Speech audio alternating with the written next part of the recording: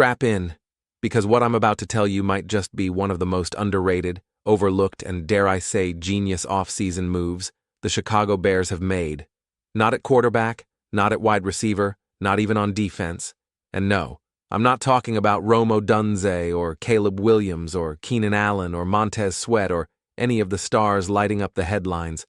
I'm talking about something deeper, something quieter, something sneakier and more foundational, the kind of move that separates teams trying to make noise in September from those still standing in January. And that move, my friends, is what Ryan Poles and special teams coordinator Richard Hightower just pulled off by signing not one, but two undrafted rookie free agents who could, and I mean could, become absolute hidden gems for this team.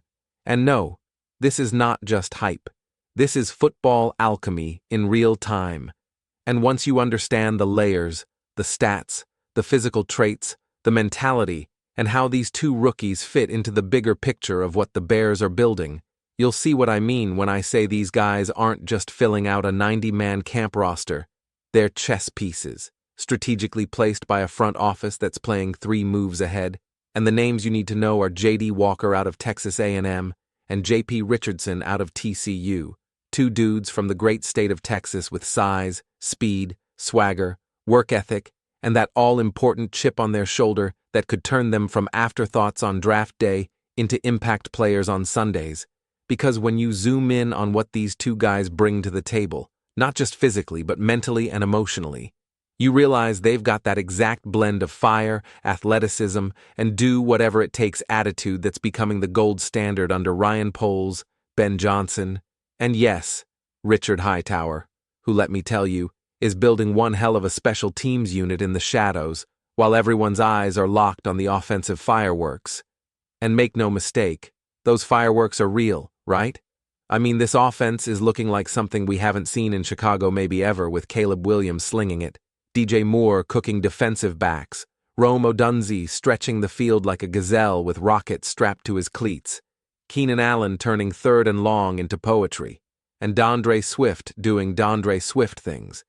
But even the flashiest offense can fall apart if your special teams unit is giving up field position, missing tackles, or worse, just doesn't have the dogs who are willing to run full speed down a field, smash into blockers, and pin the opponent at the 2-yard line. And that's where J.D. Walker enters the chat. Because this dude is a walking highlight reel, just waiting to be unleashed. And when you dig into the tape, the measurables, and most importantly, the attitude, you start to see why this guy, who didn't hear his name called on draft day, might just end up being the steal of the year for Chicago. Because he's big, like real big for a receiver, standing 6'2", weighing in at a lean 199 pounds, with a 34.5-inch vertical that lets him high point like a tight end, and a 4.45 40-yard dash that makes him dangerous after the catch, which, by the way, is exactly what he excels at. And when I say he's a yak monster, I'm not exaggerating. This dude eats up turf after the catch like it's an all-you-can-eat buffet on Sunday Night Football, and in 2023, he averaged nearly 17 yards per reception at Texas A&M, hauling in 35 catches for 590 yards and 2 touchdowns, and you're thinking, okay, decent numbers. But don't forget, that was while being targeted in a system that didn't fully utilize his talents. And then in 2024, while being double-teamed almost every game in the brutal SEC, he still managed to post nearly 12 yards per catch and make something out of nothing. And here's the thing. Those aren't just numbers on a stat sheet. Those are signs of resilience. Signs of a guy who fights for every yard, who doesn't go down on first contact, who doesn't fold when the defense focuses on him. And that's the kind of edge you want on your roster, especially when it's paired with elite-level agility like his 6.71 3-cone drill time, which, for context, is filthy. That's wide receiver ninja movement level agility, and that's exactly what you want in a guy trying to carve out a role not just as a receiver, but as a gunner, a jammer, a punt return blocker, a kickoff assassin, whatever it takes to earn a jersey on Sundays. And J.D. Walker? He's already there mentally, because at his pro day, he straight up told teams, "My name is J.D. Walker. I played wide receiver and special teams, And that's not just a quote, that's a mindset, a mission statement, a put-me-anywhere coach level of hunger that makes you want to root for this dude. And you know what?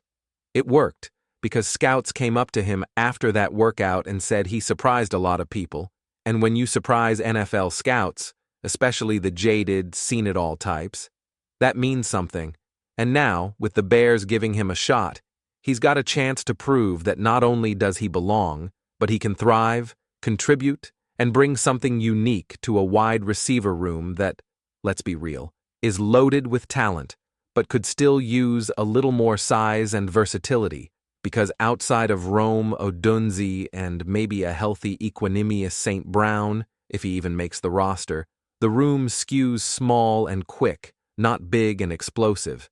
And J.D. Walker might just be the guy who brings that extra gear, especially as a WR5 or WR6 who can also dominate on coverage teams.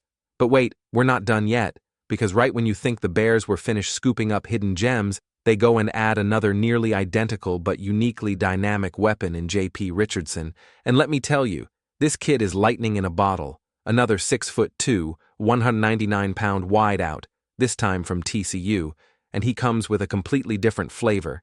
He's a special teams demon, a punt return magician, and a locker room energy source who also happens to have blazing 4.53 speed, the same 34.5-inch vertical as JD, and a relentless drive to make plays whenever his number is called. And while he didn't blow up the box score at TCU with traditional receiving stats, what he did do was flip the field, energize his team, and become the type of guy who can single-handedly swing momentum with one return, one block, or one key special teams tackle. And in 2024, he averaged over 11 yards per punt return, with one taken to the house. And I don't care who you are, that's impressive, especially for an undrafted rookie who, like JD, has that all-important dog mentality. The kind of guy who said, and I quote, "I like to be very vocal when needed, but more than anything, my leadership style is by example. I show up every day, try to be the same person, bring positive energy, and go hard at practice. Just have the dog mentality and good energy. And I'm just gonna say it. If that doesn't scream perfect fit for the new Bears culture, I don't know what does. Because let's remember, this team isn't just collecting talent. They're building a culture, one where leadership, accountability, and relentless effort matter as much as speed, size, and stats, and JP fits right into that vision alongside JD. And now picture this. Two underdog receivers, both 6'2", both clocking low 4.5s in the 40, both with elite verticals and agility scores, both willing to play any role the team needs, both fighting